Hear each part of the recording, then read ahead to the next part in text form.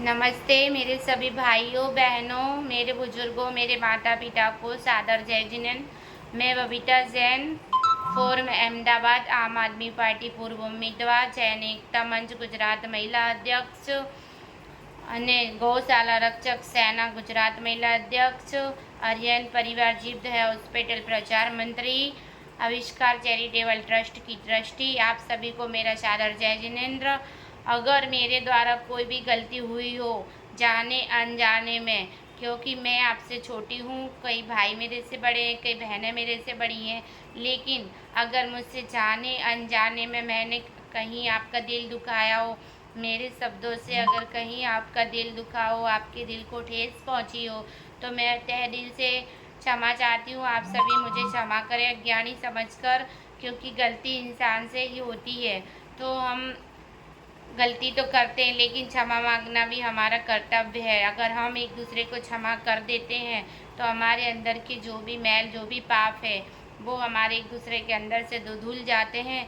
और आप सभी को पता है, जैन धर्म के अंदर अगर एक व्यक्ति 6 महीने अगर किसी इंसान से नहीं बोलता है तो वो उसको बहुत ही पाप का बंद होता है। इसीलिए हमारे धर्म के अंदर भी बताया कि 6 महीने के अंदर अगर हमारा कितना भी बड़ी शत्रु हो, कितना भी बड़ा हमारा दुश्मन हो, तो उसको 6 महीने के अंदर हमें सामने से बोल लेना चाहिए, कम से कम उससे जय जिनेन कर लेना चाहिए, ताकि हम हमारे अंदर की जो गांठ बांध के उसके लिए जो गांठ बांध के रखे थे, जो हमारे अंदर की जो उसके प्रति गांठ थी, दुश्मनी की, एक बैर की, वो हमारी गांठ खुल जाती है। और आप सभी को पता है, गांठ बांध के हम नहीं जा सकते अगर अचानक में हमारी मृत्यु हो जाती है।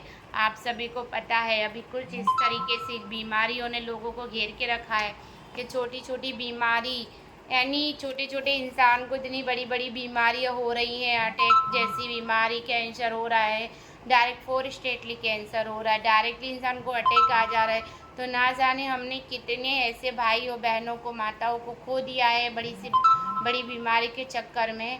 तो आप सभी स्वस्थ रहें, मस्त रहें और धर्म में ध्यान लगाते रहें, और जितनी बने उतनी जीवों के प्रति सेवा करें, हमसे छोटे व्यक्तियों की सेवा करें, गरीबों की सेवा करें। यही साथ में जाएगा आपके, क्योंकि पता नहीं कितने लोगों की सुबह रात होती है तो वो सुबह नहीं होती, वो सुबह नहीं देख पाते, सूरज उगता हुआ नहीं देख पाते। तो हम दिन भर में इतना अच्छे काम करें कि ताकि हमको रात को सुकून की नींद आ जाए, क्योंकि आज नींद ये कितनी बड़ी चीज़ है ना दोस्तों, कि कितने 90% लोग आज नींद से परेशान हैं, जो नींद नहीं आती। नींद का एक कारण, बहुत बड़ा कारण है, जो बीमारी का कारण बनता है, कि हम डिप्रेशन में रहते हैं, टेंशन में रहते हैं, तो पूरी रात हमारे अंदर जो टेंशन रहता है उसकी वजह से हमें नींद नहीं आती। कुछ बातें ऐसी हैं जो हमारे दिल दिमाग से निकलती नहीं है, तो उसको हम सोच सोच के सो नहीं पाते। पहले के लोग बिना अलार्म के उठ जाते थे और बिना नींद की गोली खाए सो जाते थे। आज नींद की गोली खाकर भी नींद नहीं आती, और अलार्म बजता रहता है तो भी नींद नहीं खुलती। तो ये बहुत बड़ी विलंबना है हमारे लिए।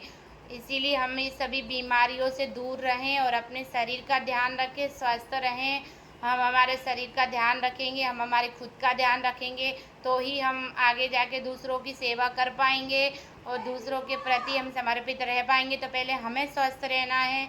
आपके जो भी बीमारी है, आप अपना ध्यान रखें, दवाई टाइम पे लें, क्योंकि हम अपना ध्यान खुद ही रखना है, कोई हमारा ध्यान रखने वाला नहीं। एक दर्द ऐसी जगह, और एक मैं शब्द ऐसा है, मैं हूँ शब्द एक ऐसा है, जो कितना ही इंसान अगर बीमार होता है, अगर वो सामने वाला उससे कह देता है कि तू चिंता मत कर, मैं हूँ, तो उसका सारा दर्द इन चुटकी में आधा तो गायब हो जाता है। तो अपना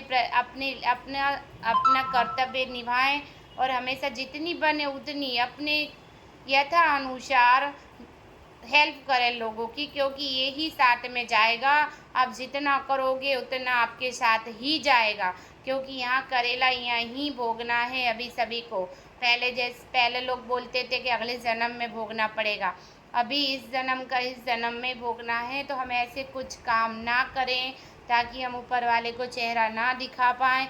हम कुछ ऐसे काम करके जाएं ताकि हम मरने के बाद भी लोगों के दिलों में जिंदा रहें। लाखों लोग रोज़ के मरते हैं, लाखों लोग रोज़ के पैदा होते हैं, लेकिन वो मरना भी क्या मरना, यूँ आए और यूँ चले गए। तो हमें यूँ तो हम आ गए हैं, लेकिन यूँ हमें जाना नहीं है, कुछ करके जाना है ताकि हम मरने के बाद भी लोगों के दिलों में ज़िंदा रहे। कुछ ऐसा काम करके जाओ कि एक इतिहास रच जाए, आपके कोरे पन्नों पे आपका कहीं नाम लिखा जाए। काम ऐसा करो कि नाम हो जाए, या नाम ऐसा करो कि काम हो जाए। सिर्फ 2 ही लीटी हैं, पर वो समझने जैसी हैं। अगर हमने ये 2 लीटी अपने दिमाग के अंदर उतार ली, तो आपकी आगे का जो रास्ता है वो एकदम क्लियर हो जाएगा। एक काम ऐसा करना लाइफ के अंदर कि हमारा नाम हो जाएगा, या फिर नाम ऐसा करना कि हमारा नाम लेते ही काम हो जाएगा। तो आप सभी अपना ध्यान रखें, स्वस्थ रहें। जीवन बहुत अनमोल है, इसकी कोई कीमत चुका नहीं सकता है, इसकी कोई कीमत लगा नहीं सकता है। इसीलिए हम हमारे शरीर का ध्यान रखें, हम स्वस्थ रहें, और हम अपने परिवार का ध्यान रखें। और ये पर्युषण महापर्व जो चल रहा है अभी, वो बहुत ही कठिन तपस्या है। जैनों के धर्म के अंदर जो महापर्व पर्युषण आता है, जो 10 दिन का, वो इतनी बड़ी साधना होती है कि शायद इम्पॉसिबल, यानी बहुत कठिन है ये साधना को करना। क्योंकि हमारे उपवास होते हैं, जो निर्जल होते हैं, पानी बिना के उपवास होते हैं, कुछ खाना पीना नहीं होता है। तो आज ये पर्युषण पर्व जो हमारे पाप धोने के लिए 10 दिन का पर्युषण पर्व आया है, तो हमने जितने लोगों के साथ बैर किया है, शत्रुता निभाई है, दुश्मनी निभाई है, तो वो हम सबको माफ़ करें, और हम सबसे माफ़ी मांगें, हाथ जोड़कर तहे दिल से क्षमा करें आप सभी। और मैं भी आप सभी से क्षमा मांगती हूँ। इस महापर्युषण के अवसर पे मेरा बड़ा बेटा जो आप देख रहे हो, रोज़ मैं वीडियो मैसेज डालती रहती हूँ, बहुत ही छोटी उम्र में बहुत ही कठिन तपस्या करी है। मेरे बेटे ने आज 16 उपवास करे हैं, उसके तप की, त्याग की, साधना की खूब खूब अनुमोदना है। आप देख सकते हो हमारे पंचतुर काल के अंदर जो हमारे गुरुदेव शांति सागर जी थे, उन्होंने इतना तप किया था, इतना तप किया था कि तप कर करके कुंदन बन गया, सिद्ध शिला पर विराजमान है। और वो ही तप हमारे गुरुदेव सन्मति सागर महाराज जी ने की है, जो उन्होंने 40 साल तक अन्न नहीं लिया, और 10 साल तो सिर्फ मट्ठा और पानी का आहार लिया था। हमेशा घास पे सोते थे, हमेशा घास ओढ़ते थे, ठंडी सर्दी गर्मी कुछ भी हो, अपनी तप त्याग और तपस्या में लीन रहते थे। चाहे उनको चोट भी लग जाती थी, खून भी निकलता था, तो वो कभी उस चीज़ पे, उस चोट पे गौर नहीं करते थे, बस अपने तप त्याग साधना में लगे रहते थे। और आज इतना तपे कि आज वो सिद्ध शिला पर भी भगवान ईश्वर, उनकी समाधि हो चुकी है, भगवान उनको अपनी शरण में जरूर रखा होगा, और शमो शरण में विराजमान होंगे, सिद्ध शिला पर अरिहंत परमेष्टि के साथ बैठे होंगे। और आज वो ही, उनकी ही चर्या, उनकी छवि आज गुरुदेव प्रसन्न सागर महाराज जी में देखने को मिल रही है। जो आप सभी को पता है, गुरुदेव प्रसन्न सागर महाराज जी ने सम्मित शिखर, जो एक पावन भूमि है, जहाँ की मिट्टी भी इतनी पावन है कि लोग मिट्टी भी डब्बी में रख के लाते, तो वहाँ की कण कण भूमि पावन है, जहाँ से हमारे जैन धर्म के 24 तीर्थंकर मोक्ष गए हैं। वो एक जैन धर्म का बहुत अनोखा और बहुत ही अनुष्ठान सिद्ध क्षेत्र है। वहाँ की मट्टी, यानी वहाँ तक पहुँचना ही सौभाग्यशाली को मिलता है दोस्तों।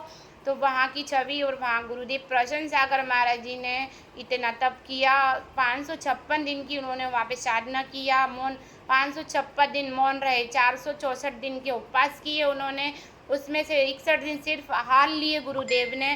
तो धन्य है ऐसे गुरुदेव, और धन्य है उनकी तपस्या। भगवान गुरुदेव प्रसन्न सागर महाराज जी को भावपूर्वक समाधि मरण जब भी उनका हो, तो अपने चरणों में रखें, सिद्ध शिला पर विराजमान करें। अरिहंत परमेष्टि के साथ गुरुदेव बैठे हैं, क्योंकि उनकी तप त्याग की साधना को सूरज, चांद, सितारे, आसमान सभी नमन करते हैं। क्योंकि ऐसे गुरुवर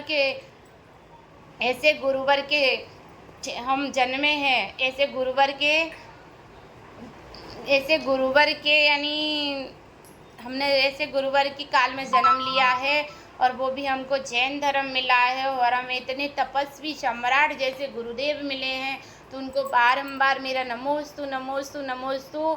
बहुत ही कठिन तपस्या जो कोई नहीं कर सकता। हमारे जैन धर्म की साधु कि कितनी कठिन तपस्या, आप सभी को पता है जैन धर्म क्या है, और जैन धर्म के साधु हैं। तो खूब जितने भी साधु, जितने भी गुरुदेव, माता जी, महाराज जी, भैया लोग जितनी भी साधना कर रहे हैं, जितने भी तप त्याग उपास कर रहे हैं, उनको मेरा बारंबार वंदामी नमोस्तु, वंदामी गुरु माँ। और आप सभी को पता है इस युग के भगवान आचार्य गुरुवर श्री विद्यासागर महाराज जी, जो एक साक्षात महावीर तीर्थंकर के रूप में हमारे बीच में विराजमान है, जो अभी डोंगरगढ़ में है गुरुदेव के मैं लगभग 12-13 साल से दर्शन कर रही हूँ। अभी भी मैं डोंगरगढ़ गई थी। मैंने आचार्य गुरुवर विद्यासागर महाराज जी को 2 बार आहार दिए हैं। उनका तप, उनकी त्याग साक्षात अरिहंत परमेष्ठी दिखते हैं। वो उनको गुरुदेव का आजीवन नमक का त्याग है, आजीवन शक्कर का त्याग है, आजीवन घी का त्याग है। इतना सब त्याग करने के बाद आज उनकी सुंदर काया है वो एक हीरे की तरह चमकती है कि गुरुवर के सामने एक हीरा रख दो तो भी उनकी तप त्याग साधना के आगे फीका पड़ जाता है। तो एक त्याग तपस्या का ही साधन है जो हम इस शरीर को तपा सकते हैं, क्योंकि हम अगर एक दिन भी नहीं नहाते हैं तो हमारे बॉडी में से स्मेल आने लगती है। और गुरुदेव तो देखो अपने तप त्याग साधना से दिन पे दिन कोहिनूर की तरह चमकते जा रहे हैं, कोई चंदा की तरह चमकते हैं कि हैलोजन भी उनके आगे फीका है। हमारे दिगंबर साधु की तप त्यागचर्या को बारंबार नमस्कार नमस्कार नमस्कार नमोस्तु। हमारे गुरुदेव हमेशा पैदल विहार करते हैं, कभी वाहन का उपयोग नहीं करते, साबुन तेल पाउडर यूज़ नहीं करते, कपड़ा नहीं पहनते, कपड़ा नहीं ओढ़ते, कपड़ा नहीं बिछाते। उनका बिछाना चिटाई है, चिटाई ओढ़ना, चिटाई सोना, सब कुछ उनका वो ये सिर्फ एक पाटा पीछी कमंडल। हमारे जैन साधु के पास कोई परिग्रह नहीं रहता है।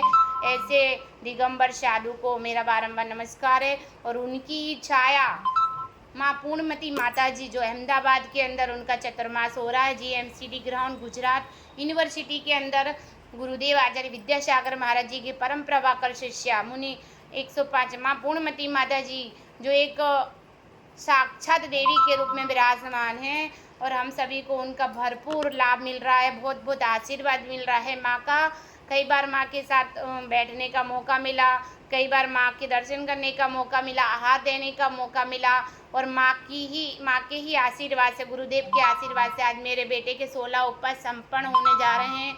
कल मेरे बेटे का सुबह 7:30 बजे GMCD ग्राउंड यूनिवर्सिटी गुजरात में उसका पाड़ना है। तो आप सभी को भावपूर्वक आमंत्रण है, आप सभी मेरे आमंत्रण को स्वीकार और बेटे को आशीर्वाद देने जरूर आएँ, क्योंकि हम नहीं कर सकते पर करने वाले की हम अनुमोदना जरूर कर सकते हैं। कि इतनी छोटी उम्र में मेरे बेटे ने 10 उपवास कर लिए, 5 उपवास कर लिए, और अब 16 उपवास उसके पूर्ण हुए।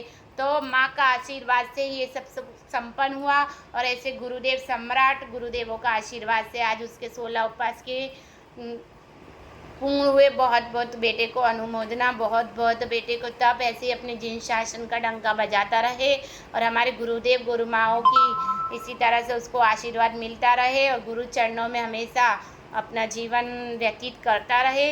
इसी मंगल भावना के साथ मेरा सभी को जय जिनेंद्र, और मेरे बेटे को खूब खूब अनुमोदना, और आप सभी अपने मेरे बेटे को आशीर्वाद दें। उत्तम क्षमा अगर मेरे से कोई गलती हुई हो जाने अनजाने में पूरे वर्ष में, तो मैं बोल बचन से, हंसी से, मजाक से, उठने बैठने चलने में, फेसबुक व्हाट्सअप इंस्टाग्राम से अगर मैंने किसी को गलत कहा हो, अगर मेरे द्वारा किसी को ठेस पहुंची हो, तो मैं सभी को से उत्तम क्षमा मांगती हूँ। आप सब मुझे क्षमा करें और मैं भी आप सभी को क्षमा करती हूँ।